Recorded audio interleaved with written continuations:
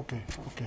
అట్లా. సో ఒకటి ఇప్పుడు మీరు అన్నారు తుమ్మిడిహెట్టికి సంబంధించి ఉత్తమ్ కుమార్ రెడ్డి స్టేట్మెంట్ నేను చూశాను. 150 మీటర్లకి మహారాష్ట్ర ప్రభుత్వాన్ని ఒప్పిద్దాం అని చెప్తున్నారు. ఇప్పుడు 148 వరకు ఇబ్బంది లేదా, ముంపే ఉండదా 148 చేస్తే మహారాష్ట్రలో? భరత్ గారు, ఇప్పుడు వాళ్ళు ఏదైతే సుందిళ్లకు అనుసంధానం చేస్తామన్నారో, ఇంత మంచి ప్రాజెక్టు ప్రపోజల్ ఉండగా మళ్ళీ పోయి ఆ వివాదాలను ఎందుకు ఇరుక్కోవాలి? అక్కడ నుంచి ఎక్కువ వచ్చే నీళ్ళు ఏముండవు కదా. ఇప్పుడు ఇక్కడ ఒక లిఫ్టే అవసరం అవుతుంది సుందిళ్ళ నుంచి, ఏది సుందిళ్ళ టు ఎల్లంపల్లి. అక్కడైతే మనకు 3 లిఫ్టులు కావాల్సి వస్తుంది. ఇప్పుడు అక్కడ బ్యారేజ్ కట్టారనుకోండి, ఫస్ట్ అది ఆ 150 నుంచి 152కు ఒక లిఫ్ట్ అన్న పెట్టాలి, లేకుంటే ఇదివరకే 152లో ఏవైతే కాలువలు తీశారో వాళ్ళని ఇంకా డీపెన్ చేయాలి, వాటిని ఇంకో 2 మీటర్లు కిందికి తవ్వాల్సి ఉంటుంది. సెకండ్ ఏంటంటే 2 దిక్కుల కోల్ వచ్చింది కాబట్టి 2 లిఫ్ట్లు తప్పవు మనకు. ఎన్ రూట్ లో 71 కిలోమీటర్లలో 2 లిఫ్ట్లు తప్పవు. అంటే 3 లిఫ్ట్లు బ్యారేజ్ కలిస్తే దాదాపు 7,000 కోట్ల ఖర్చు అవుతుంది. మంచిర్యాల పట్టణం నుంచి కూడా వెళ్లే అవకాశం ఉంది, బట్ దాని ద్వారా అయితే కంపెన్సేషన్ ఎక్కువ అవుతుందని అంటున్నారు. ఏది మంచిర్యాల పట్టణం నుంచి ఇప్పుడు సుందిళ్లకు అనుసంధానం చేసేదా? అవసరం లేదు కదా, బైపాస్ చేయొచ్చు. దాని ద్వారా ఎక్కువ అవుతుంది కాబట్టి వేరే మార్గం ఆలోచిస్తున్నారు అంటున్నారు. అంటే జైపూర్ వాగ్ ఏదైతే ఉన్నదో, జైపూర్ వాగ్ ద్వారా తీసుకురావాలనుకున్నప్పుడు కొద్దిగా దాన్ని మనం చూడాల్సి ఉంటుంది టోపో షీట్స్. ఎందుకంటే మంచిర్యాల పట్టణంలో ల్యాండ్ అక్విజిషన్ అవసరమైద్దా, లేకపోతే అక్కడ నుంచి మళ్ళీ టన్నెల్ ద్వారానే డైరెక్ట్ లింక్ చేయగలుగుతారా, ఏం చేస్తారనేది చూడాలి. డిపిఆర్ వస్తే గానీ మనకు అలైన్మెంట్ తెలిసే అవకాశం లేదు. బట్ కంపారిటివ్లీ మళ్ళీ తుమ్మిడినట్టు కట్టేదానికంటే ఆ 3 లిఫ్ట్ల కంటే సుందిలకు తీసుకొచ్చి టన్నెల్ ద్వారా గానీ కెనాల్ ద్వారా గానీ జైపూర్ వాగులో వేయడం అనేది శ్రేయస్కరం. మీరు సపోర్ట్ చేస్తున్నారు దీన్ని పూర్తిగా? అంటే ఇది ఒక ఆల్టర్నేటివ్ ప్రపోజల్, దీనివల్ల నష్టం ఏం లేదంటున్నాను నేను. ఎందుకంటే 2,000 కోట్లు 3,000 కోట్లు అయినా కూడా తుమ్మిడినట్టి బ్యారేజ్ వల్ల మనకు చాలా ఇబ్బందులు ఉంటాయి. ఒకటి అక్కడ కట్టడానికి 10 ఏళ్ళు పడుతుంది అక్కడ అనుమతులను తెచ్చుకోవాలంటే. అంటే ఈవెన్ మహారాష్ట్ర 150కి కానీ 152కి ఒప్పుకున్నా కూడా చాప్రాల్ వన్యమృగ సంరక్షణ వాళ్ళది ఆబ్జెక్షన్ ఉంటుంది. సుప్రీంకోర్టు ఇవ్వాలి మనకు, అది కేవలం కేంద్ర ప్రభుత్వం ఇస్తే కూడా నడవదు. మహారాష్ట్ర గవర్నమెంట్ ఇవ్వాలి, వైల్డ్ లైఫ్ బోర్డు, అట్లాగే కేంద్ర ప్రభుత్వం ఇవ్వాలి. ఈ 2 ఇచ్చిన తర్వాత సుప్రీంకోర్టు ఇవ్వకపోతే మాత్రం మళ్ళీ ఫైల్ మొదటికి వస్తుంది. అక్కడ ఖచ్చితంగా ఆ శాంక్చురీలో మనం ఒక 200-300 ఎకరాలు మనం తీసుకోకపోతే అక్కడ నడవదు, ఇంకా పనులు నడవవు. కాబట్టి ఆ బ్యారేజ్ జోలికి పోకుండా దానికి బదిలీ చేయడం వల్ల పైనుంచి మనకు ఆ నీళ్లను టన్నెల్ ద్వారా కెనాల్ ద్వారా తీసుకోవడం వల్ల ఈ 2 లిఫ్ట్ల ద్వారా మనకు ఒత్తిడి తగ్గుతుంది, ఏది అన్నారం కానీ మేడిగడ్డ కానీ. Okay okay.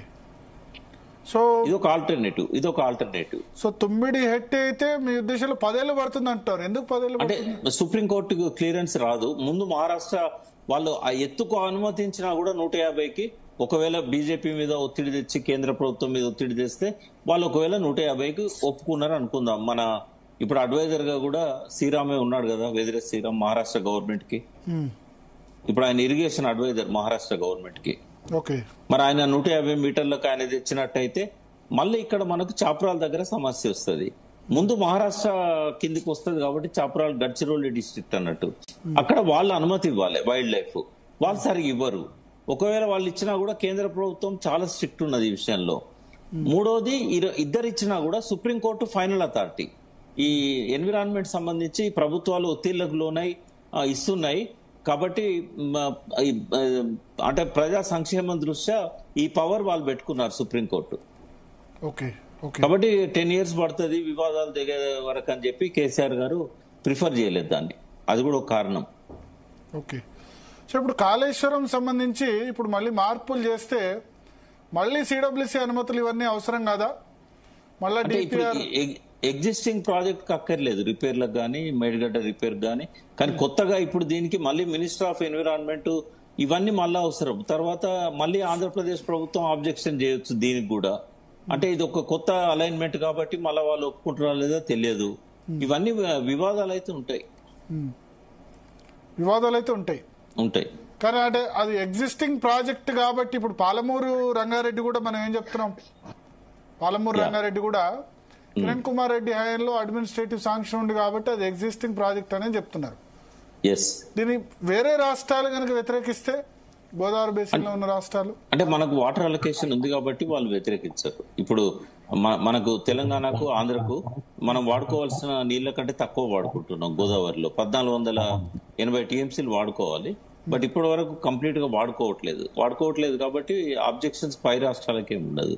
బనకచెర్లకు మాత్రం వాళ్ళు ఆబ్జెక్షన్ చేసేది ఏంటంటే, ఒకటి ఛత్తీస్గఢ్ వాళ్ళు ఇదివరకు మేము ఒప్పుకున్నాము, ఇప్పుడు ఇవ్వమా నీళ్లు, మేమే బోడేఘాట్ అని ఒక ప్రాజెక్టు 300 టీఎంసీలు యూటిలైజ్ చేసుకోవడానికి Idol power project plus irrigation, వాళ్ళు దాన్ని ఆబ్జెక్షన్ చేశారు. గతంలో మాకేం అభ్యంతరం లేదు, మేము ఆ నీళ్లను వాడుకోవట్లేదని. కేసీఆర్ గారు ఏం చేశారంటే ఈ రాష్ట్రాలకు అన్నిటికీ కొత్త తొవ్వ చూపెట్టారు. ఆయన ఎన్ని టీఎంసీల నీళ్ళైనా ఎంత హైట్ కైనా లిఫ్ట్ చేయడానికి సాధ్యమవుతుంది అని చెప్పి, అదివరకు ఎక్కడ 10-20 అంటే మెగావాట్ల లిఫ్ట్లే ఉండేటి ఏ రాష్ట్రంలో అయినా.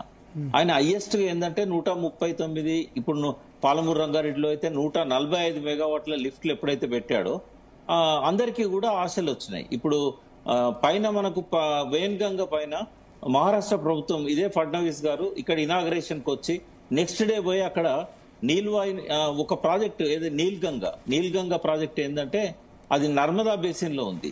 దానికి వేణుగంగ నుంచి లిఫ్ట్ ఇరిగేషన్ పెట్టాడు ఇప్పుడు ఆయన. అంటే రాబోయే రోజుల్లో ప్రాణహితకు వచ్చే వాటర్ ని కూడా వాళ్ళు మహారాష్ట్ర ఎక్కడెక్కడికి లిఫ్ట్ చేస్తారో తెలియదు.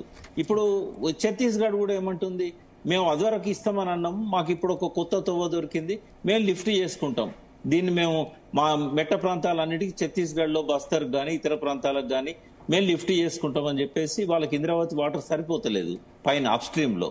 అట్లాగే ఇంకొక ప్రాజెక్టు మీద కూడా ఇద్దరి మధ్య మహానది ప్రాజెక్టు మీద కూడా ఛత్తీస్గఢ్ కు మహారాష్ట్ర మన ఒరిస్సాకు మధ్యలో వివాదాలు జరుగుతూ ఉన్నాయి.